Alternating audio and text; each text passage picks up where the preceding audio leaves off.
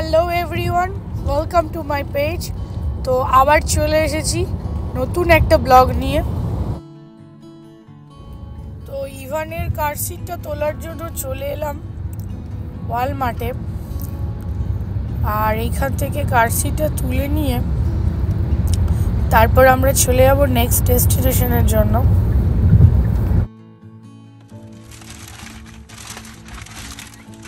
যে নতুন কার সিট নিয়ে আসা হলো, এখন ওনাকে বসানো হবে সিংহাসনে। এখন তোর সিংহাসনটা ফিট করা হচ্ছে, তারপর সিংহাসন ফিট করা হয়ে গেলেই বসবে সিংহাসনে রাজা, তাই তো? কার সিটে বসবি? আচ্ছা, কার সিটে মজা।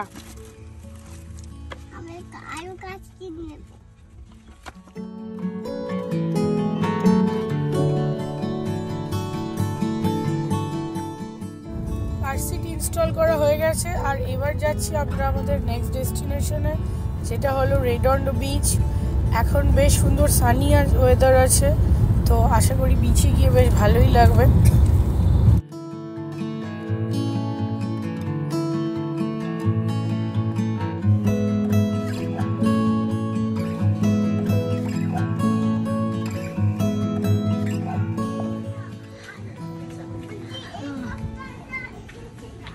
আচ্ছা, তো এখন চলে এলাম রেডন্ডো বিচে। বড় একটা বিচ, তার একটা বিশাল বড় পার্কিং লট, তো বেশ সুন্দর, আর ওয়েদারটাও খুব সুন্দর, বেশ ভালো একটা রোদ ঝলমলে 22 মতো সেলসিয়াস টেম্পারেচার, কিন্তু বেশ সুন্দর, ঠান্ডা লাগছে না। যদিও আমরা একটা করে সোয়েট শার্ট প্রত্যেকেই পরে আসি, বাট ঠান্ডা খুব একটা লাগছে না, বেশ সুন্দর একটা হাওয়াও দিচ্ছে। আর তার মধ্যে রোদটা থাকার কারণে আরো বেশি ওয়েদারটা বেশ ভালো লাগছে। তো দেখতেই পাচ্ছ বিচটা খুব সুন্দরভাবে সাজানো, এবং আশেপাশে হোটেল, রেস্টুরেন্ট যা যা রয়েছে প্রত্যেকটাই খুব সুন্দরভাবে সাজানো গোছানো।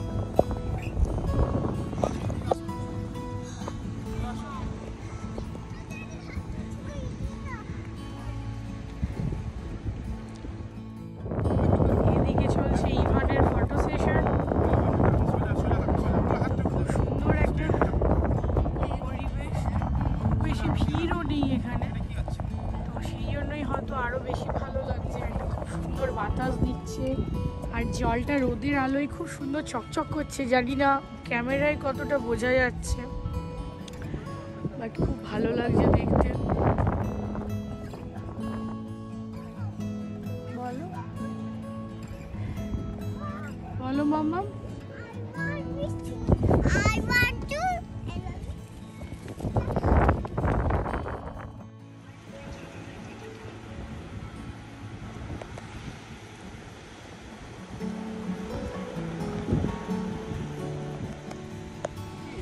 জলটাই কিন্তু বেশ ভালো ঢেউ আছে, তো যার জন্য ঢেউয়ের একটা আওয়াজও রয়েছে, যেরকম সেই সমুদ্রের আওয়াজ ঠিক যেরকম টাইপের হয়, তো সেরকম একটা সুন্দর আওয়াজও আছে।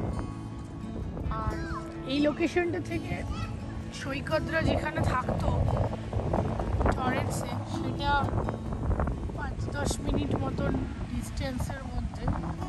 তো ওরা এখানে যখন ছিল তখন ওরা প্রায়ই বিকেলের দিকে আসতো, এখানে বসতো। অনেকে আমার অনেক ফ্রেন্ড যারা এখন আমার ফ্রেন্ড, তারা আগে আমার মানে সৈকতের কলিগরা আর কি, তাদের ওয়াইফরা যারা আমার এখন ফ্রেন্ড, তাদের কাছে আমি গল্প শুনি যে তারা ইভিনিংয়ে এখানে হাঁটতে বেরোতো। তো খুব সুন্দর একটা হ্যাপেনিং প্লেস, আমার তো বেশ ভালো লাগছে সত্যি। এরকম একটা লোকেশনের কাছাকাছি থাকতে পারা মানে বেশ ভালো একটা ব্যাপার। কিন্তু বিকেল হলেই একদম এসো, আরামসে বসো, গল্প করো, সকলে মিলে আড্ডা দাও, তো বেশ ভালো জিনিস। মাঝে মধ্যে বাড়ি থেকে চা ফা করেও যদি এখানে এনে বসা যায় স্ন্যাক্স খেয়ে, যেরকম আমরা টেক্সাসে এই এত অর্গানাইজড বিচ পাই না, বাট হ্যাঁ, আমরা টেক্সাসেও এটা অনেকবার ট্রাই করেছি, যে চা বা বিভিন্ন রকমের স্ন্যাক্স নিয়ে গিয়ে আমরা বিচে বসে সবাই মিলে খেয়েছি, গল্প করেছি, আড্ডা দিয়েছি। এইখানে কিন্তু সেই ব্যাপারটা করলে ভীষণভাবে জমে যাবে। তো সে যাই হোক, তখন তো সৈকতের বিয়ে হয়নি বলে আমি আর এই জায়গাটায় আসতেও পারিনি, থাকতেও পারিনি।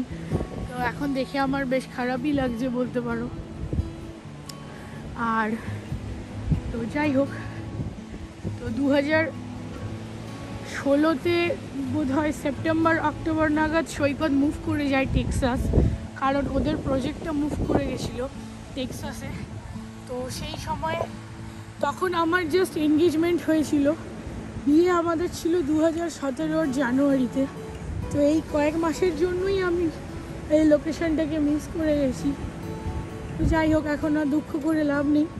তো চলো, জিনিসটা বেশ ভালো দেখতে লাগছে, ভীষণই সুন্দর। আমার এখান থেকে সত্যি বলতে বাড়ি যেতেও ইচ্ছে করছে না। হ্যাঁ, এখন হয়তো নেক্সট লোকেশনে আমরা যাব। এই যে দেখতে পাচ্ছ, এগুলো কিন্তু সবই সুন্দর সুন্দর সব রেস্টুরেন্ট, বেশ ভালো একটা আর এখানে প্রচুর বসার জায়গা রাখা হয়েছে, যাতে লোকজন সুন্দরভাবে বসতে পারে, এনজয় করতে পারে। তো আমি চেষ্টা করলাম তোমাদের সঙ্গে সম্পূর্ণটাই তুলে ধরার। তোমরা যদি ভালো করে দেখো, দেখতে হবে দূরে অনেকগুলো বোট ওখানে রাখা আছে, সম্পূর্ণ বোটিংয়ের অপশনও এখান থেকে রয়েছে, বেশ ভালো লাগছে। আর ইভান তো ভীষণ খুশি এরকম একটা জায়গায়, বাচ্চারা স্কেটিংও করছে।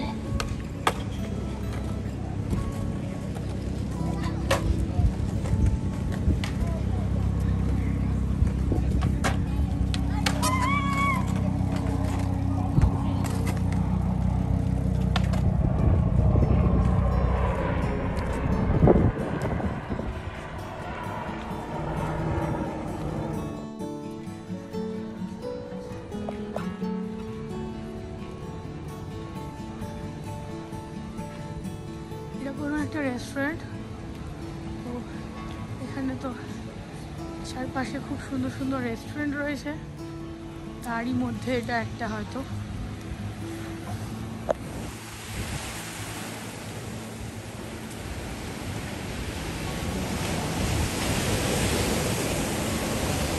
একদম সমুদ্রের মতন ঢেউ।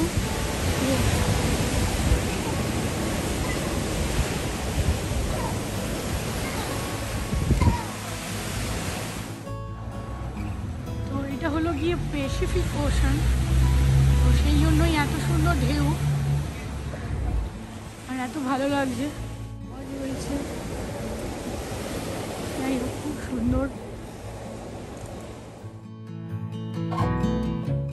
চলে আসছি আমাদের নেক্সট ডেস্টিনেশনে, যার নাম হলো পালোস ভার্ডে। তো চলো দেখা যাক।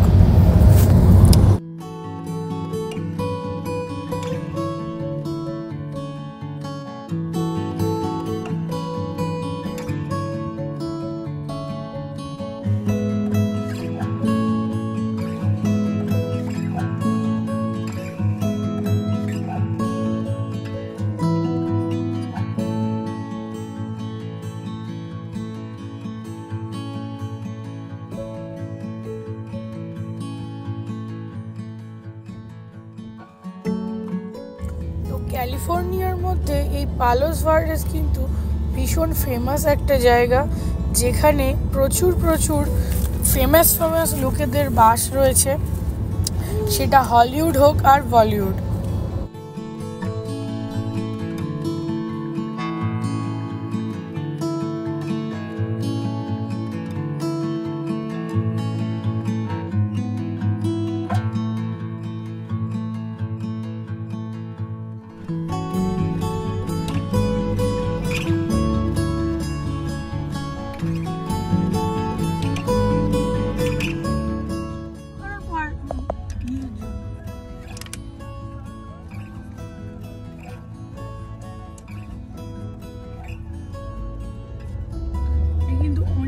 বড়, আমরা প্রায় অনেকক্ষণ ড্রাইভ করছি, আর আরো অনেক রাস্তা আছে, আরো উপরে উঠে যাচ্ছি। ওপর দিকেও আমি দেখতে পাচ্ছি বেশ বড় বড় ম্যানশন রয়েছে।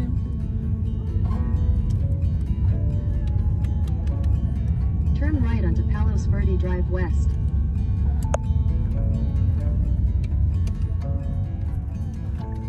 সুন্দর একদম ছবির মতন। সৈকত এইসব জায়গায় আগেও ঘুরেছে অনেকবার, কারণ ও এই লোকেশনটা থেকে খুব একটা বেশি দূরে থাকতো না, তাই ওরা প্রায় সময় এইগুলো ঘোরার সুযোগ পেত বা ঘুরতো। কিন্তু আমি তো এবারই ফার্স্ট টাইম এলাম। এই যে এখানে মেনলি বাড়ির নাম না দিয়ে বাড়ির নাম্বারটাই স্পেশালি দেওয়া হয়। সকলেরই বাড়ির সামনে নাম্বার আছে, তাই সেভাবে বোঝা সম্ভব নয় যে কোনটা কার বাড়ি। তবে হ্যাঁ, আমি ওই টিভিতেই দেখেছি যে সানি লিওনি বা মাধুরী দীক্ষিত বলেছে যে ওদের বাড়ি আছে পালোস ভার্ডেসে। আর আজকে পালোস ভার্ডেসে এসে সেই কথাটাই আমার মনে পড়লো যে ওরা তো বলেছিল যে ওদের এরকম বাড়ি আছে।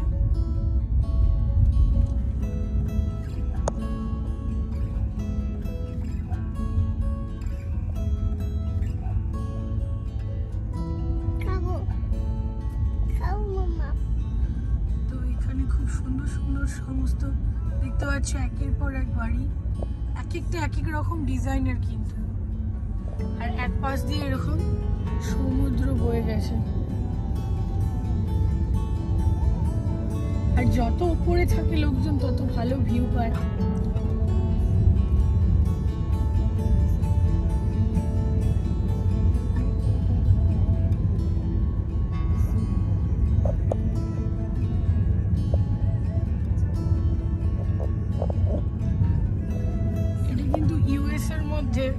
খুব এক্সপেন্সিভ একটা লোকেশন, মানে খুব এক্সপেন্সিভ একটা জিপ কোড বলতে পারো,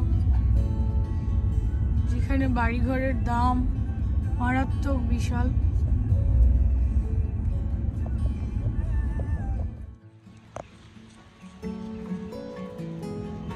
তো ফাইনালি একটা জায়গায় নেমেছি, এখানে একটা পয়েন্ট রয়েছে, সেই পয়েন্টেই নেমে এটা তো ওশান, তোমাদের আগেই বললাম এটা প্যাসিফিক ওশান, কিন্তু একদম সেই রেডন্ডো বিচ থেকে কন্টিনিউ করে এইটা কিন্তু প্যাসিফিক ওশানেরই অন্য আরেকটা দিক। আর পাশে যেমন রয়েছে গাছপালা, সেই সঙ্গে রয়েছে সুন্দর সুন্দর বাড়িঘর, আর এত সুন্দর রোদ যে ভালোও লাগছে। না হলে কিন্তু আমার মনে হয় যে সানসেট হয়ে গেলে একটু হয়তো ঠান্ডা ঠান্ডা মতো লাগতে পারে, কিন্তু যেহেতু সানসেট এখনো হয়নি বা হতে অনেকটাই দেরি আছে, 8টা বাজবে হয়তো। ভীষণ সুন্দর।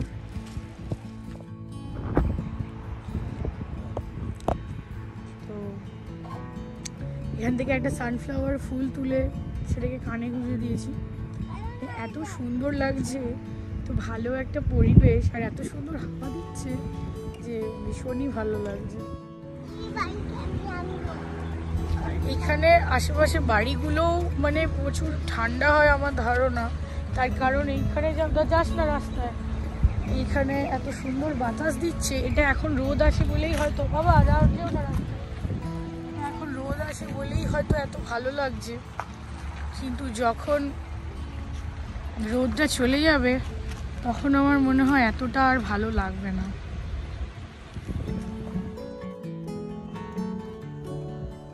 তো নেমে পড়েছি আরেকটা পয়েন্টে, এটাও পালোস ভার্ডেসেরই আরেকটা পয়েন্ট। এখানটা বেশ সুন্দর করে সাজানো, আর এখানে বেশ কিছু দেখতে পাচ্ছ বসার জায়গাও করে দেওয়া আছে। সবই কিন্তু ওশানের, প্যাসিফিক ওশান বরাবর রয়েছে। পুরো পালোস ভার্ডেসটাই কিন্তু প্যাসিফিক ওশানের পাশ দিয়ে আর কি পুরোটা গড়ে উঠেছে।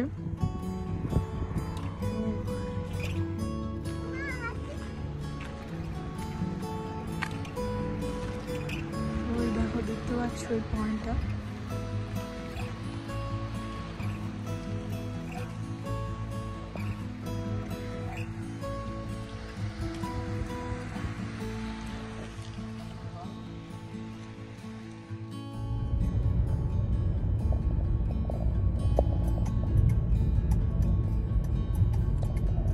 একটা স্টারবাকস আছে, সেখানে নাকি সৈকত আসতো কফি খেতে।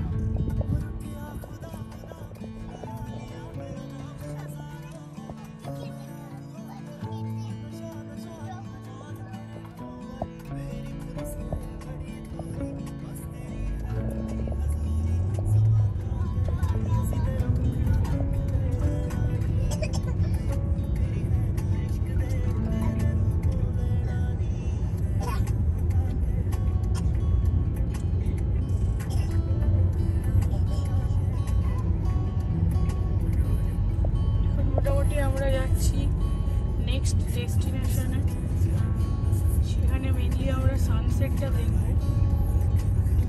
তো এখান থেকে যেতেও প্রায় আধ ঘন্টার মতো সময় লাগবে। আধ ঘন্টা? 1 ঘন্টা লাগবে? এখান থেকে যেতেও প্রায় 1 ঘন্টা লাগবে।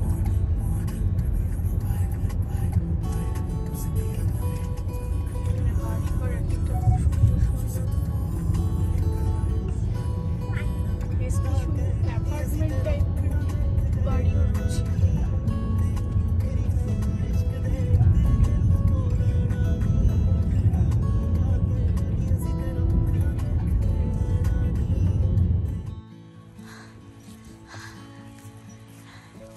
এখানে কিন্তু খুব সুন্দর করে দেখতে পাচ্ছি সিঁড়ির মতন করা আছে, আর ওপরটা দেখে মনে হচ্ছে একদম মেলার মতন একটা ব্যাপার।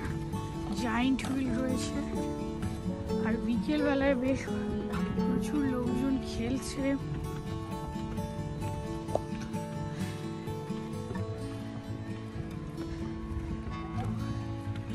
দেখতেই পাচ্ছ এখানে একটা বড় পার্কিং লটও রয়েছে, যেখানে লোকজন গাড়ি পার্ক করে রেখেছে। আর এই পাশটায় বিভিন্ন রকমের রাইডস রয়েছে। আর একটু অন্ধকার হলে হয়তো লাইটগুলো জ্বললে আরো দেখতে ভালো লাগবে। আর এখন সানসেট হয়ে যাওয়ার কারণে বেশ কিন্তু ঠান্ডা হাওয়া দিচ্ছে, আর বেশ শীত করছে।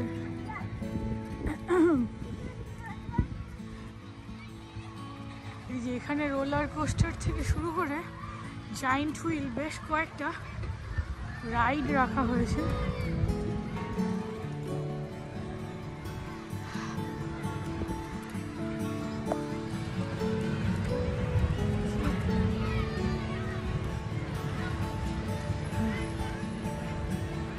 আর বেশ ভিড়ও রয়েছে দেখতে পাচ্ছি।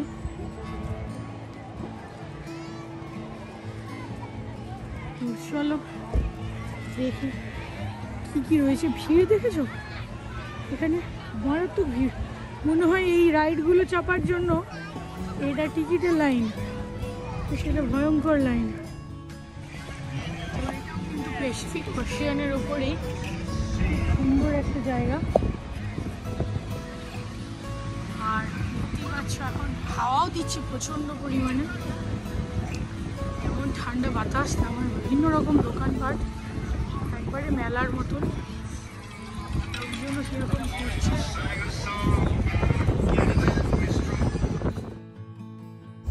তো চলো বার্গার আর ফ্রাইস খেতে খেতে আজকের ব্লগটা এখানেই শেষ করলাম। আবার দেখা হচ্ছে আরেকটা ব্লগে। টাটা।